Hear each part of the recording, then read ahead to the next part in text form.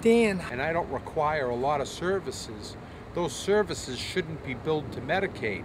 And that's why we have so much corruption, because these nursing homes work on a bottom line, period.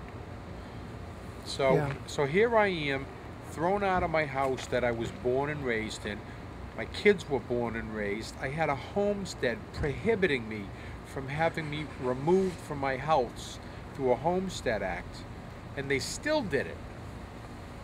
How can they do that? If you've got a homestead, they can't kick you out of your house. This is why I need a good lawyer that I've been trying to find to file a civil suit to say, hey, this guy, that's all he had was his home. I said, they can't take my castle from me. They took my kids, they took my occupation, they took my health, they took everything from me. And I said, they can't take my castle. And they did. They took my castle. And the guy that bought it knew nothing about this, so we sent him a package after he bought it. And the real estate person was so upset. She ran to the neighbor and said, is all of this true? And he goes, all of it. This is only half of it. And it explained that there's a federal lawsuit against my wife and the judge, and that there's a possibility that I could be back into my house. It's a slight possibility, but it may give me monetary awards that I'm seeking that may allow me to go somewhere else. Purple box. I'm in my purple box. In March. In March. In winter with snow. Yep. Went down to my neighbor's house because it got too cold. They took me out by ambulance because they wanted no liability. So I had to pay for an ambulance not once but twice. And it was all out of my proceeds. So what it did is it fed everyone. It fed every friend of the judge. It fed the parent coordinator $3,000. We were supposed to pay half of it. I paid all of it. It fed the lawyer. The lawyer's bill was $60,000, which it really wasn't, but they used the ×2 factor. So I had to pay $30,000 of it. $28,000 I had to pay to a real estate broker at 7%. The times are so poor in real estate right now, if you can't find a real estate agent for 4%, your head is on backwards. So that 3% got kicked back to Michelle, my ex-wife. Then I had to pay $10,000 for the special master to execute the eviction. I had to pay $32,500 for them to store all my possessions, and on the bill of lading, only half of them were mentioned.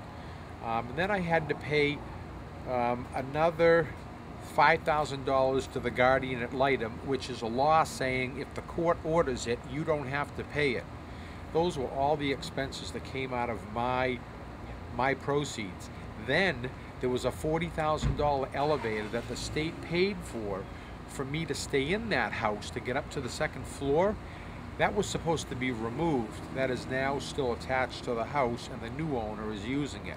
I had all biometric fingerprint readers throughout the house. I had all the doors widened. I had walls moved. What they did was they spent my money and gave it to my ex's brother, and they fixed the house, and they got paid $10,000. So the big circle of friends, everyone got paid. Did your wife want the divorce? Yeah, oh yeah, she filed for it. And did she only want this divorce after your accident? Most definitely. Because I told her when I... How did that make you feel? Well, when I got the first... she put a restraining order on me. And I remember because I was doing a wait shift. And as I was doing the wait shift, I saw the police boots. And I'm like, this can't be too good. So they handed me the restraining order. And everyone still stayed in the house. My wife was there and the kids were there. I was told not to abuse her. I said, abuse her. If you throw a towel in front of me, I'm rendered helpless. So I can't abuse her anymore.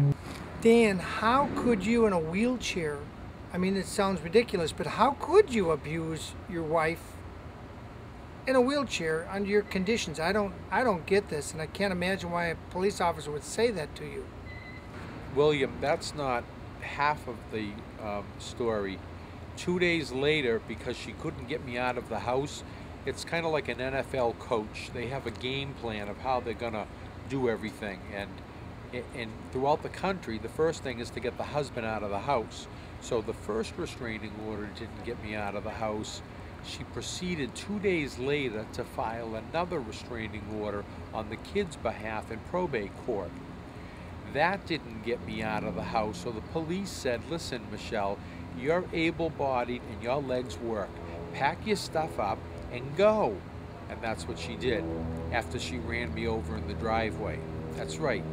She ran you over in the driveway? On the way to getting her second restraining order, I was out in the driveway and she couldn't see because she had so much stuff in her SUV, it blocked her rear view mirror.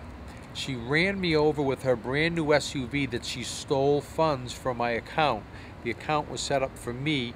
All the townspeople put money into this account, and she embezzled $12,000, paying for her lawyer, paying for 6 months of her rent, and paying for her new SUV.